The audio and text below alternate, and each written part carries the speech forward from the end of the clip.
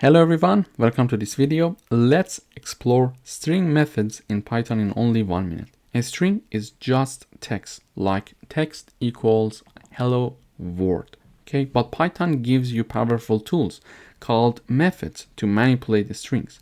For example, one all uppercase, use dot upper function. For example, here you see that I have the text dot upper function, so it is going to convert my string to another string that is having the uppercase letters.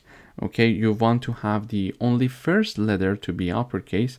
Simply write down the name of your string and then use the capitalize function, so you will have the hello world with the capital H in the beginning. And you would like to replace, for example, a word in Python.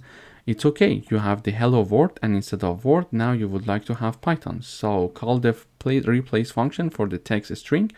The first, before the comma, the first part, you're already having the word, and the replacing thing, the replacing string, you write it down after the comma, and voila, you're there.